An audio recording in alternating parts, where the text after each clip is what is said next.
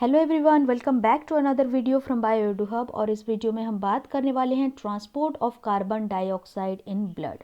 सो blood में carbon dioxide का किस तरह से ट्रांसपोर्ट होता है उसके बारे में हम बात करेंगे। हम डिस्कस कर रहे हैं breathing and exchange of gases. इसमें हम बात करेंगे किस तरह से गैसेस एक्सचेंज हो रहा है बॉडी में। जैसे कि हमने सिंपल ब्रीदिंग के बारे में डिस्कशन कर लिया था, मैकेनिज्म ऑफ ब्रीदिंग भी हमने देख लिया है। उसके साथ साथ अभी बात करने वाले हैं कार्बन डाइऑक्साइड जो कि टिश्यू में फॉर्मेशन होता है काफ़ी ज़्यादा अमाउंट में, क्योंकि वहाँ पे कैटाबॉलिज्म होता रहता है। सो वो जो कार्बन डाइऑक्साइड का फॉर्मेशन हो रहा है उसको किस तरह से रिमूव करना है और किस तरह से ऑक्सीजन का ट्रांसपोर्ट होगा और टिश्यू लेवल टिश्यूज़ को ऑक्सीजन मिलेगा। सो किस तरह से ये जो गैसेस हैं ट्रांसपोर्ट होते हैं एक जगह से दूसरी जगह, उन सब के बारे में हम इस पर्टिकुलर 2 वीडियोज़ में डिस्कस करने जा रहे हैं। सबसे पहले हम बात करेंगे कार्बन डाइऑक्साइड का ट्रांसपोर्ट किस तरह से होता है। जैसे कि आप जानते हैं, जब गैसियस एक्सचेंज हो रहा होता है तो गैसियस एक्सचेंज का प्राइमरी रीज़न क्या होता है। गैसियस एक्सचेंज का अगर हम प्राइमरी रीज़न के बारे में बात करें तो जनरली ये होता है due to partial pressure.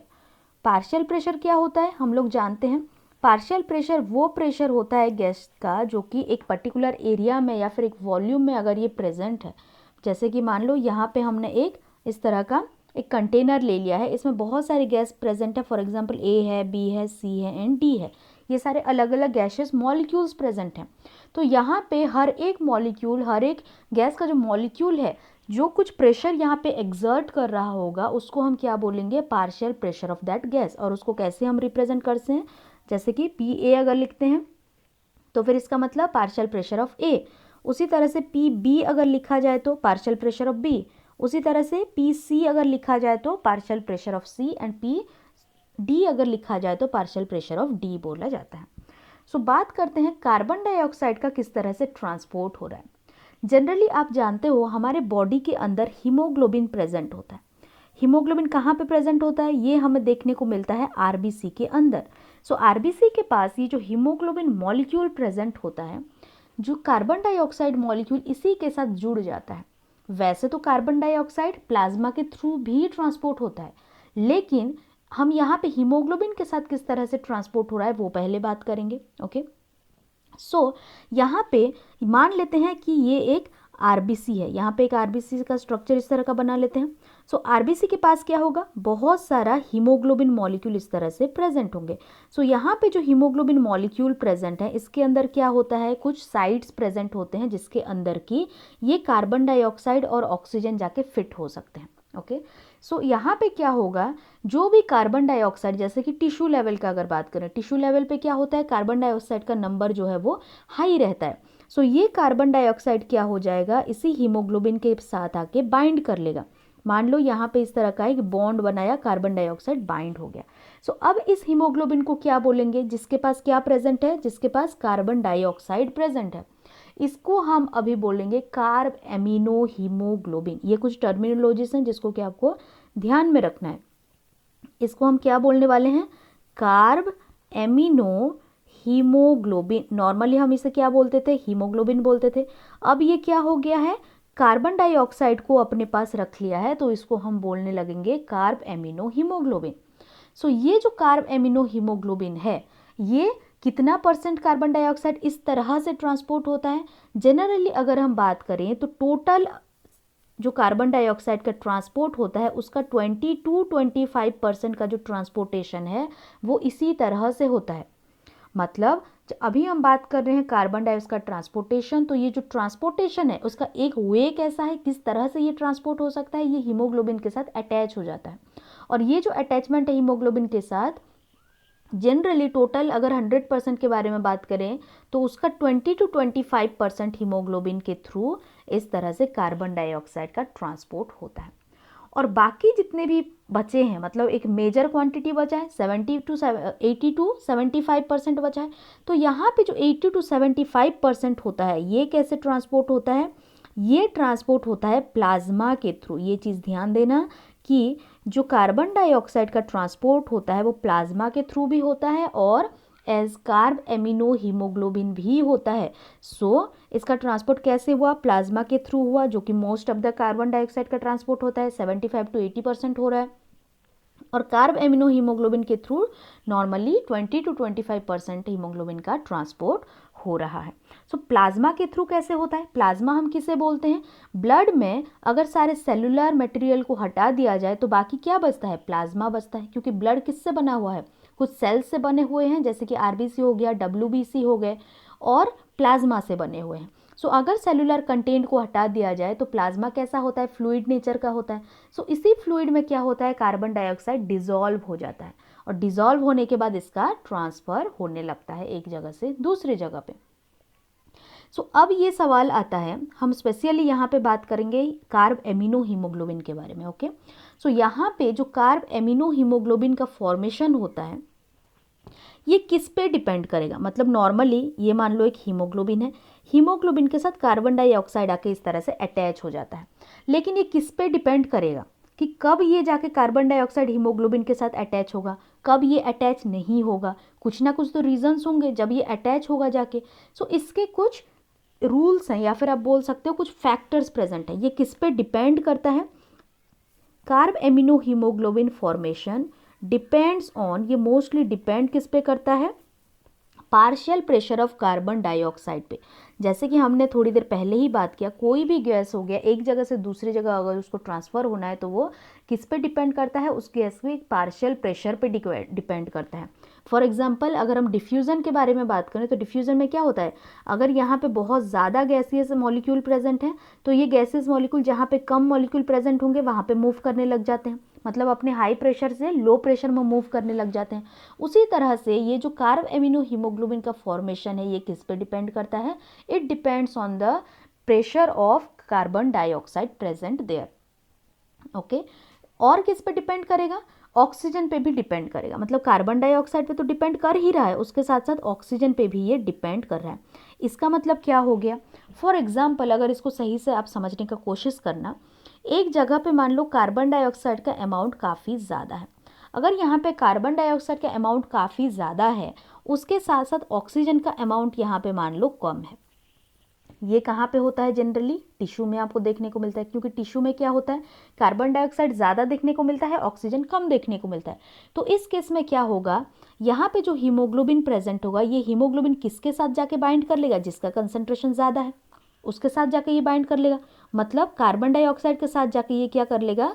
Bond बना लेगा और बाइंड कर लेगा। ओके, दूसरी जगह के बारे में बात करते हैं जहाँ पे कि कार्बन डाइऑक्साइड का अमाउंट क्या है? कम है, और ऑक्सीजन का अमाउंट क्या है? ज़्यादा है। और ये कंडीशन कहाँ पे होता है? एल्वियोली में आपको देखने को मिलता है, जहाँ पे कि ऑक्सीजन का पार्शियल प्रेशर जो है काफ़ी ज़्यादा रहता है as compare to carbon dioxide. तो इस केस में हीमोग्लोबिन क्या करेगा? हीमोग्लोबिन अगर यहाँ प्रेजेंट है तो जिसका गैस ज़्यादा है उसके साथ जाके ये बॉन्ड बना लेगा। मतलब आप ये बोल सकते हैं कि हीमोग्लोबिन बहुत सेल्फिश होता है। ओके, जिसके पास ज़्यादा फ़ायदा ये देखा, जिसका मेजोरिटी देखा, उसके पास जाके ये क्या कर लेगा? दोस्ती का हाथ बढ़ा लेगा, मतलब ये उसके साथ जाके फ्रेंडशिप कर लेगा। एल्वियोली में क्या प्रेजेंट है? ऑक्सीजन का अमाउंट ज़्यादा प्रेजेंट है, तो ये हीमोग्लोबिन क्या कर रहा है? ऑक्सीजन का साथ जाके बाइंड कर रहा है। उसी तरह से टिश्यूज़ में क्या प्रेजेंट है? कार्बन डाइऑक्साइड का अमाउंट ज़्यादा प्रेजेंट है, तो यहाँ पे हीमोग्लोबिन क्या कर रहा है? जैसे ही टिश्यू लेवल पे पहुँच रहा है कार्बन डाइऑक्साइड के साथ बाइंड कर रहा है। सो अभी ये एक साइकिल की तरह हो जाएगा, आप देखने का कोशिश करना। अभी यहाँ पे हीमोग्लोबिन प्रेजेंट था जो कि ऑक्सीजन के साथ बाइंड कर लिया, कहाँ पे? एल्वियोलर रीजन में। सो ये एल्वियोली में अभी क्या करेगा? ये जाके टिश्यूज़ में जाएगा। किसके थ्रू जाता है? ब्लड के थ्रू जाता है। सो जैसे ही ये टिश्यू के पास पहुँचेगा, टिश्यू के पास इसने क्या देखा कि कार्बन डाइऑक्साइड का कंसंट्रेशन यहाँ पे ज़्यादा है, ऑक्सीजन का कंसंट्रेशन कम है, तो ये क्या काम करेगा? ये ऑक्सीजन को वहाँ पे छोड़ देगा, बोलेगा कि भाई अब तो तुम्हारा कंसंट्रेशन यहाँ पे ज़्यादा है ही नहीं, कम हो, तुम भागो मेरे से, मैं किससे अटैच हो जाऊँगा? मैं कार्बन डाइऑक्साइड को लेके आगे बढ़ूँगा। सो ये क्या काम करेगा? ऑक्सीजन को इस यहाँ पे टिश्यू लेवल पे छोड़ देगा, और किसके साथ बाइंड हो जाएगा? हीमोग्लोबिन कार्बन डाइऑक्साइड के साथ यहाँ पे बाइंड हो जाएगा, और ये कहाँ आ जाएगा? फिर से एल्वियोली में आएगा। एल्वियोली में ये जैसे ही आएगा ये क्या देखेगा? एल्वियोली में तो कार्बन डाइऑक्साइड का नंबर कम है, यहाँ पे तो इसका कंसंट्रेशन कम है, मतलब यहाँ पे इसका काम कुछ चलता नहीं है। जो भी यहाँ पे है बॉस कौन है? यहाँ पे ऑक्सीजन बॉस है। तो फिर ये क्या करेगा? अब क्या बोलेगा ये कार्बन डाइऑक्साइड को? भाई अब तुम निकलो मेरे से, मुझे यहाँ पे जो सबसे ज़्यादा अमाउंट में प्रेजेंट है या फिर यहाँ पे जिसका राज चलता है मुझे उसी के साथ बाइंड करना है। सो ये क्या कर लेगा, यहाँ पे आते आते ऑक्सीजन के साथ बाइंड कर लेगा और एल्वियोली में आके ये क्या करेगा, कार्बन डाइऑक्साइड को रिलीज कर देगा। क्या आपको समझ में आ गया होगा अभी तक होपफुली? क्योंकि यहाँ पे हम बस क्या देख रहे हैं, कब ऑक्सीजन के साथ हीमोग्लोबिन बाइंड करता है और कब कार्बन डाइऑक्साइड के साथ ये बाइंड करता है। सिंपल सी चीज़ है, दो फैक्टर पे ये डिपेंड करता है, कार्बन डाइऑक्साइड का पार्शियल प्रेशर कितना है और ऑक्सीजन का पार्शियल प्रेशर कितना है। अगर कार्बन डाइऑक्साइड का पार्शियल प्रेशर ज़्यादा है, ऑक्सीजन का कम है, तो ये क्या करेगा, कार्बन डाइऑक्साइड के साथ ये बाइंड कर लेगा। ऑक्सीजन का पार्शियल प्रेशर अगर ज़्यादा है, कार्बन डाइऑक्साइड का कम है, तो फिर ये क्या करेगा, वहाँ पे ऑक्सीजन के साथ बाइंड कर लेगा और कार्बन डाइऑक्साइड को वहाँ पे छोड़ देगा। सो ये था मेजर दो फैक्टर जिसके वजह से कि ये जो कार्ब एमिनो हीमोग्लोबिन है उसका फॉर्मेशन होता है। और इसी तरह से क्या होता है, ब्लड में ऑक्सीजन का ट्रांसपोर्ट होता है, कार्बन डाइऑक्साइड का ट्रांसपोर्ट होता है। और कितना परसेंट ट्रांसपोर्ट इसी तरह से होता है, मोस्टली 25% ट्रांसपोर्ट इसी तरह से आपको देखने को मिलता है। आगे बढ़ते हैं और थोड़ा डिटेल में समझने का कोशिश करते हैं कि यहाँ पे और क्या क्या प्रोसेसेस होते हैं। अभी हमने क्या देखा, यहाँ पे टिश्यूज़ के बारे में हम बात कर रहे थे। टिश्यू लेवल पे क्या हो रहा था, कार्बन डाइऑक्साइड का कंसंट्रेशन जो है आपको हाई देखने को मिल रहा था, ऑक्सीजन का कंसंट्रेशन आपको लो देखने को मिल रहा था।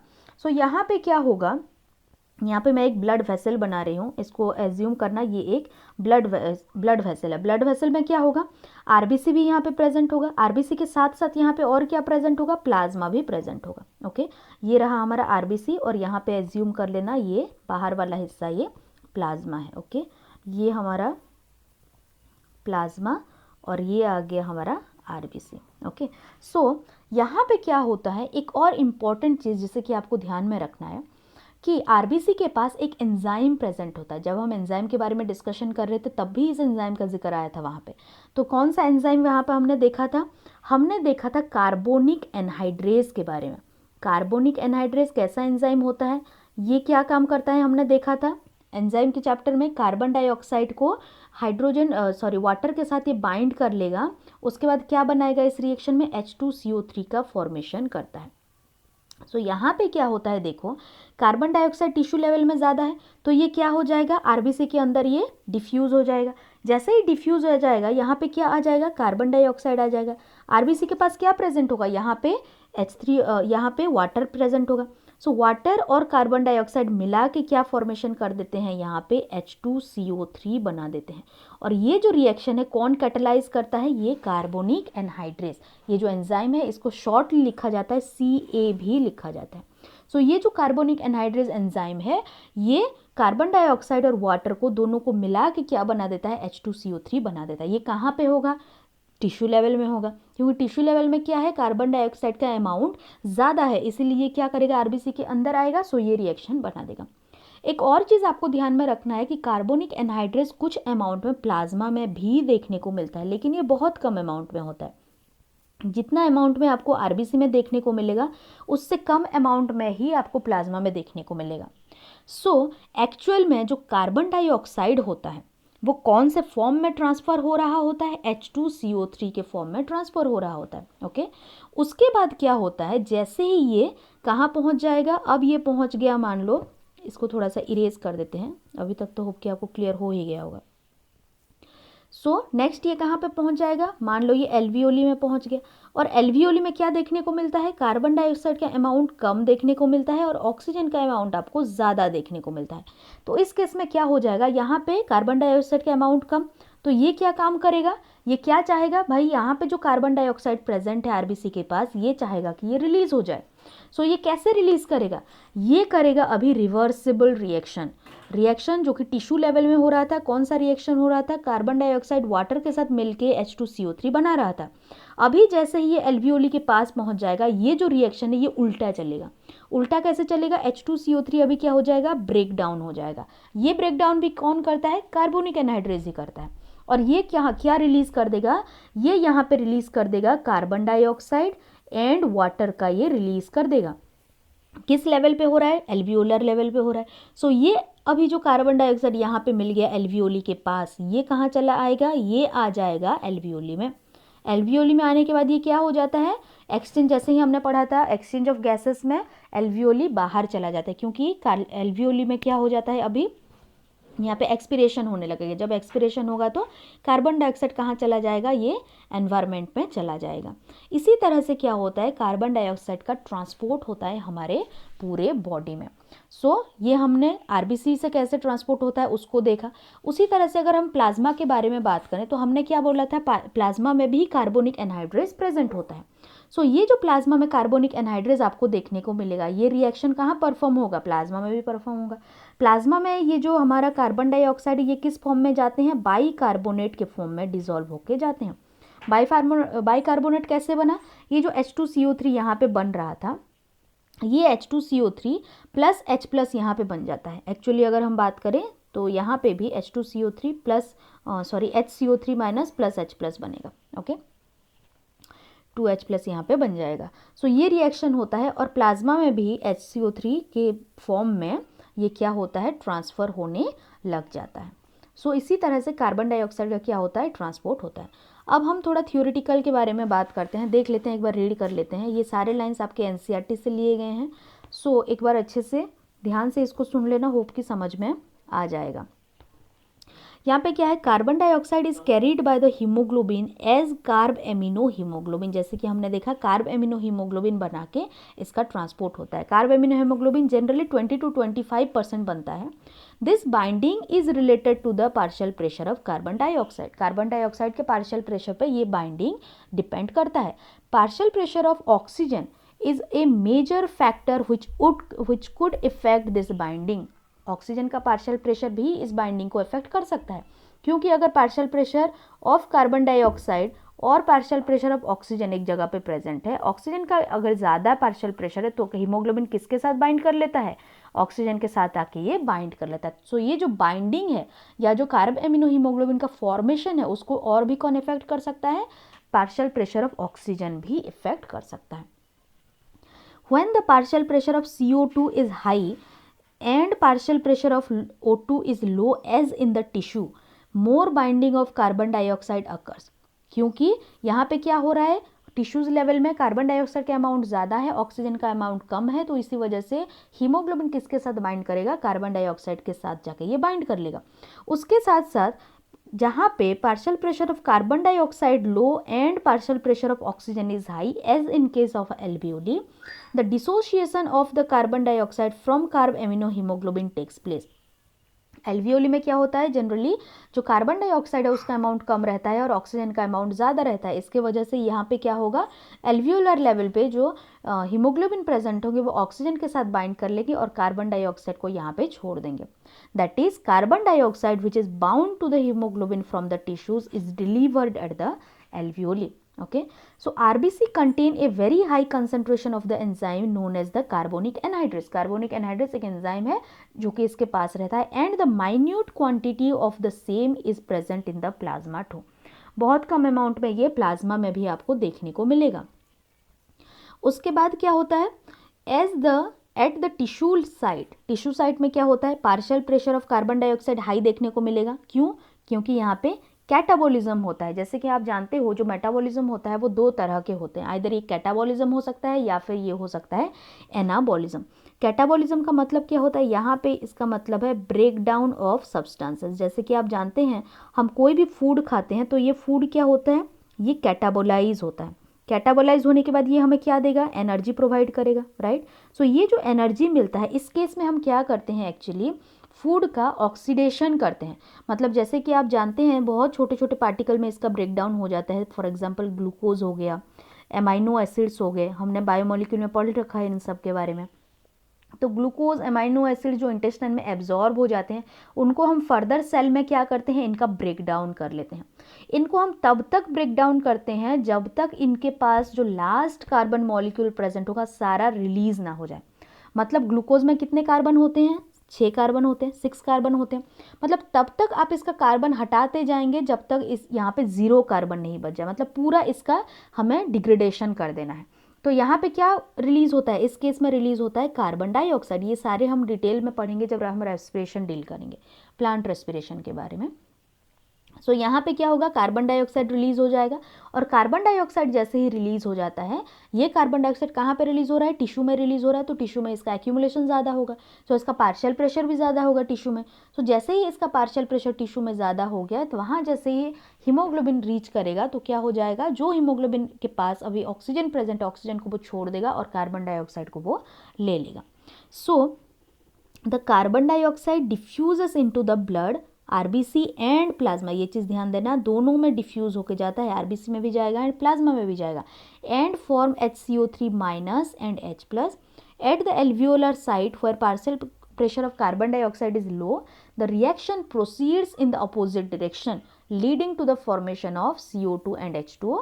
Thus, the carbon dioxide trapped as a bicarbonate at the tissue level and transported to the alveoli related out as the and released out as the carbon dioxide. Hope कि ये पूरा चीज़ जो है समराइज किया हुआ है और ये आपको समझ में आ गया होगा। एक और चीज़ आपको ध्यान में रखना है, ये क्वेश्चन बार बार पूछे जाते हैं। Every 100 ml of deoxygenated blood delivers approximately 4 ml of CO2 to the alveoli। मतलब डीऑक्सीजनेटेड ब्लड का मतलब क्या होता है, जिसके पास की ऑक्सीजन प्रेजेंट नहीं है। सो ये ब्लड डीऑक्सीजनेटेड ब्लड का मतलब क्या है, जो टिश्यू लेवल से लेके एल्वियोलर लेवल पे जो ब्लड जाता है, उस ब्लड को हम क्या बोलते हैं, डीऑक्सीजनेटेड ब्लड बोलते हैं, क्योंकि इसके पास क्या है, ऑक्सीजन प्रेजेंट नहीं है, यहाँ पे बहुत कम अमाउंट में ऑक्सीजन प्रेजेंट है।